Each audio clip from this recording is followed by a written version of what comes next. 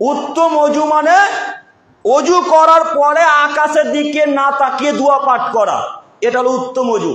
হাজারো মানুষ আছে যারা পচা হানাফি, আবারও বলছি যারা পচা হানাফি, যারা প্রকৃত হানাফি তারা এই বাক্য বলে না।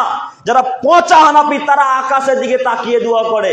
আরো কথা এই যে মুরব্বী সাহেব বলে যে যদি কোনো মানুষ অজু করার সময় একটা কথা বলে তাহলে একদিককার ফেরেশতা চলে যায়।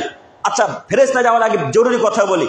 মুরব্বী সাহেবরা বলেছেন যে মানুষ যখন অজু করে তখন একটা চাদর নিয়ে চারদিকে চারটা ফেরেশতা দাঁড়িয়ে যায়। যে লোকটা অজু করে তার মাথার উপর চাদর ধরে থাকে। শুনেছেন কি হাদিস? শুনেছেন কেউ শুনেননি? তো যদি কোনো মানুষ অজু করতে করতে একটা কথা বলে তাহলে একদিকের ফেরেশতা চলে যায়। কেউ যদি দুইটা কথা বলে তাহলে আবার আর একটা ফেরেশতা চলে যায়। কেউ যদি তিনটা কথা বলে তো তৃতীয় নম্বর ফেরেশতা চলে যায়। কেউ যদি চতুর্থবার বাক্য বলে কথা বলে তাহলে 4 নম্বর ফেরেশতাও চলে যায়, আর ফেরেশতা থাকে না। এই হাদিস হালাহাল মিথ্যা কথা, একেবারে ডাহা মিথ্যা কথা। এর ভিত্তি কোথায় আছে, হাদিস কোথায় আছে তাই আপনারা বলতে পারবেন না কোথায় আছে। এটা উত্তম অজু নয়। উত্তম অজু হলো সুন্দর করে করা, খুব সুন্দর করে কবজি পর্যন্ত 3 বার ধৌত করা, হাত ধৌত করা, নাক মুখমণ্ডল ধৌত করা, এটা হলো উত্তম অজু।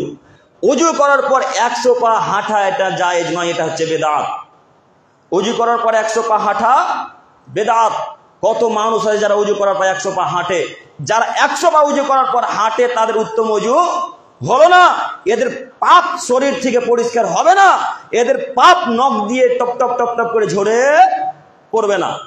তো অত্র হাদিসের বিবরণ দ্বারা বোঝা যাচ্ছে উত্তম ভাবে অজু করলে পাপ শরীর থেকে কি হয়, পরিষ্কার হয়ে যায়। তাহলে ইনশাল্লাহ আজ থেকে উত্তম ভাবে অজু করার চেষ্টা করব। অজুতে তাড়াহুড়া করবো না ইনশাল্লাহ। জামাত ছুটে যাক, কিন্তু অজু আগে ভালোভাবে করা চাই।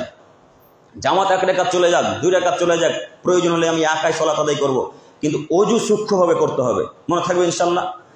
তাড়াহুড়া করে জামাত, মানে এদিকে জামাত চলছে আর তাড়াহুড়া করে অজু করে চলে এলেন, আপনার কোন জায়গায় শুকনো থাকলে আপনি নিজেই বুঝতে পারলেন না। মাসা তো হলোই না, 1999টা লোকের মাসা হয় না।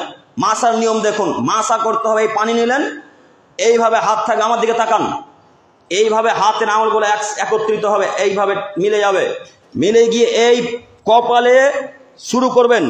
এইভাবে চুলের একেবারে ডগাতে ঠেকাতে গিয়ে একেবারে শেষ পর্যন্ত এই জালি আঙুল যেটা বলছেন না, এই জালি আঙুল শেষ পর্যন্ত চলে যাবে, একেবারে ঘাড়ের শেষ পর্যন্ত, চুলের যেখানে শেষ, সেখান থেকে আবার চুলের ঠেকাতে এইভাবে চেপে একেবারে এই শাহাদাত আঙুলের মাথা পর্যন্ত এই কপালে আসবে।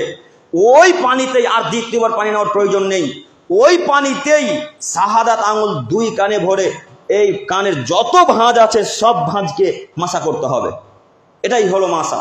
এখন আপনারা মাসা করছেন এইভাবে পানি নিয়ে, হয়ে গেল, আর হাত এলোই না, আর একবার পানি নিয়ে কান মাসা করলেন, এটা মাসা হলো না। তো মাসা হলো এক পানিতেই চুলের শেষ পর্যন্ত যাবে, আবার চুল থেকে কপাল পর্যন্ত আসবে, ওই পানিতে কান মাসা করতে হবে। বোঝা গেছে?